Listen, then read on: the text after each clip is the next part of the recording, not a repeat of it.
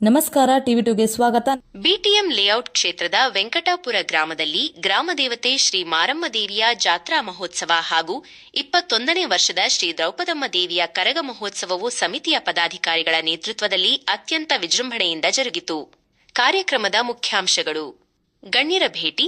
ಈ ಭಕ್ತಿಪೂರ್ವಕ ಕಾರ್ಯಕ್ರಮಕ್ಕೆ ಸಾರಿಗೆ ಹಾಗೂ ಮುಜರಾಯಿ ಇಲಾಖೆಯ ಸಚಿವರಾದ ಶ್ರೀ ರಾಮಲಿಂಗಾರೆಡ್ಡಿ ಅವರು ಭೇಟಿ ನೀಡಿ ದೇವಿಯ ದರ್ಶನ ಪಡೆದರು.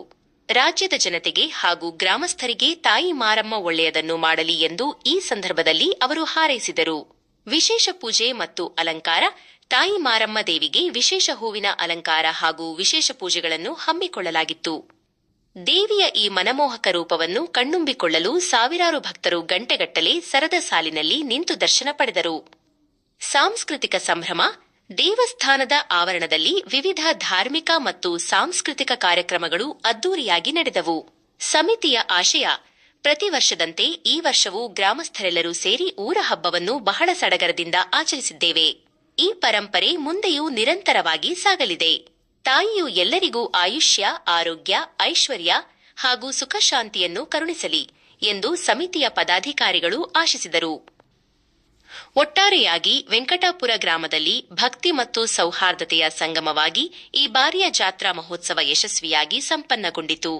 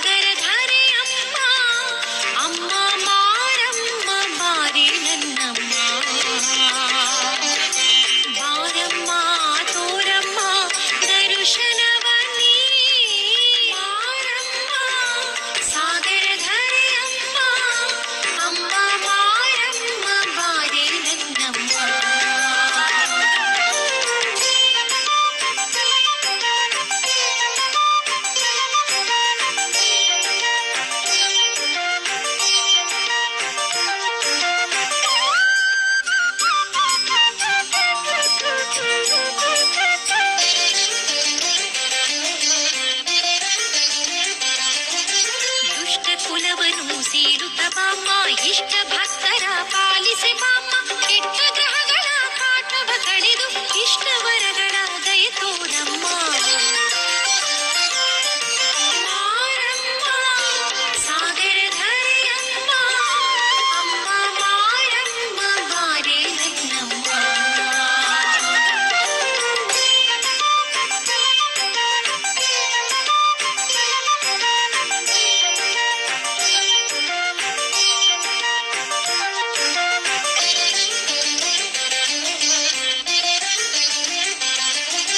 ನೊಂದು ಬೆಂದಿಹ ಈ ಧರೆಯಲ್ಲಿ ತಂಪನು ಸುರಿವ ಮಳೆ ನೀನಾಗು ಹಚ್ಚನೆ ಪೈರಲಿ ಕಂಪನು ತಂದು ಹಸಿದ ಹೊಟ್ಟೆಗೆ ಅಗುಳಾಗಮ್ಮ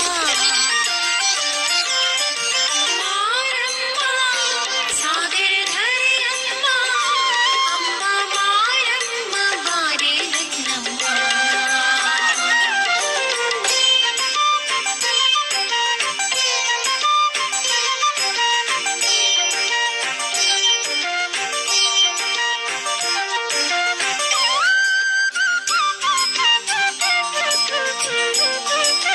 ಭಂಡಾರ ಬಳಿದಾಗಲ್ಲದ ದೇವಿ ಕುಂಕುಮ ಶೋಭೆ ಬನ್ನಿತಿಲದ ದೇವಿ ಘಲ್ ಘಲ್ ಕೈ ಬಳಿ ನಾಗವ ಚಿಮ್ಮಿಸಿ ಅಮ್ಮನ ತೆರದಲ್ಲಿ ಬಾರೆ ದೇವಿ ಮಾರಮ್ಮ ಸಾಗರಧರೆಯಮ್ಮ ಅಮ್ಮ ಮಾರಮ್ಮ ಬಾರೆ ರತ್ನಮ್ಮ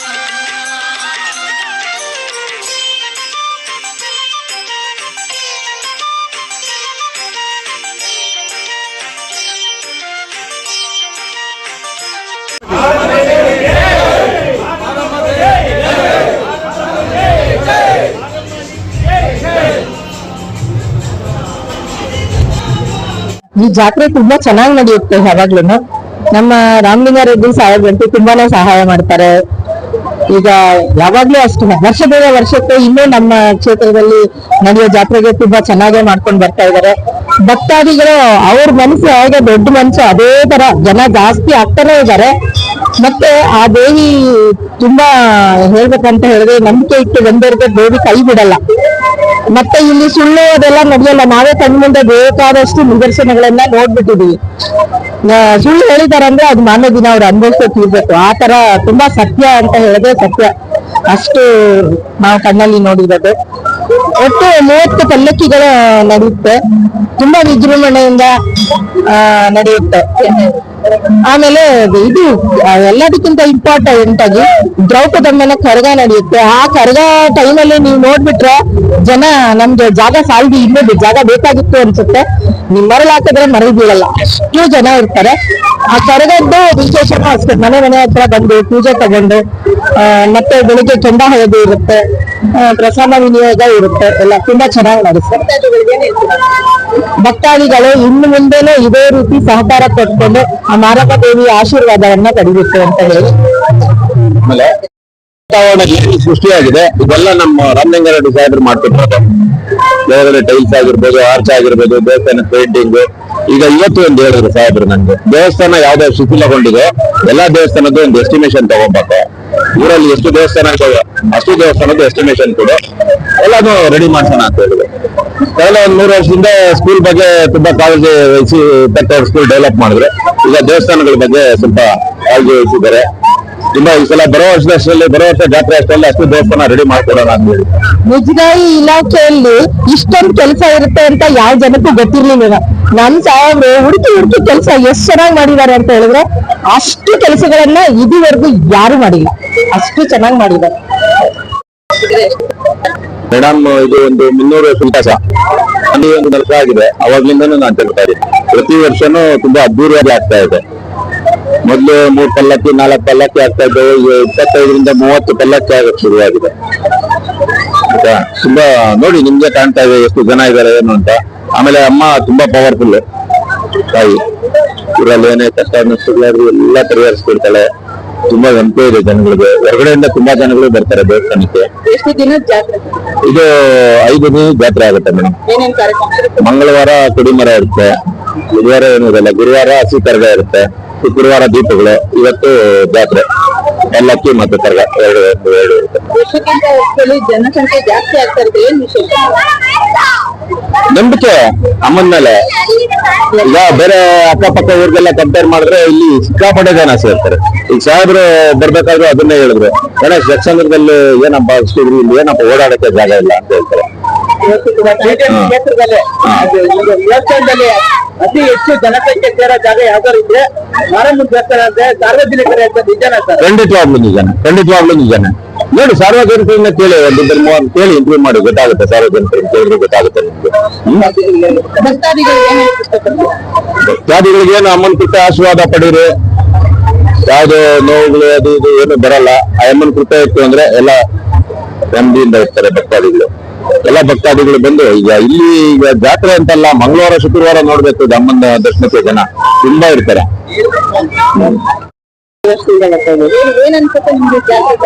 ಜಾತ್ರೆಗಳು ತುಂಬಾ ಚೆನ್ನಾಗಿರುತ್ತೆ, ದೇವರ ಚೆನ್ನಾಗಿರುತ್ತೆ ಎಲ್ಲ. 15 ವರ್ಷ. ನಾವೊಂದು 20 ವರ್ಷದಿಂದ ಬರ್ತಾ ಇದ್ರು.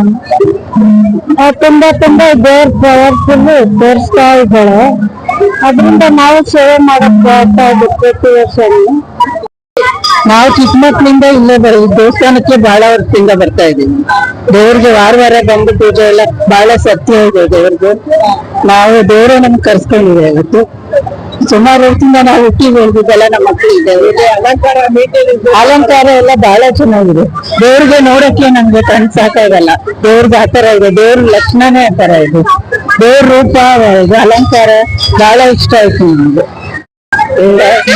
ಈ ಸಲ ಬಹಳ ಚೆನ್ನಾಗಿ ಮಾಡಿದ್ದಾರೆ. ಮುಂದಿನ ವರ್ಷ ಇನ್ನೂ ಜೋರಾಗಿ ಇನ್ನೂ ಚೆನ್ನಾಗಿ ದೇವ್ರಿಗೆ ಚೆನ್ನಾಗಿ ದೇವ್ರ ಎಲ್ಲರಿಗೂ ಆಶೀರ್ವಾದ ಮಾಡಿ ಚೆನ್ನಾಗಿ ಜೋರಾಗಿ ಮಾಡ್ಲಿ.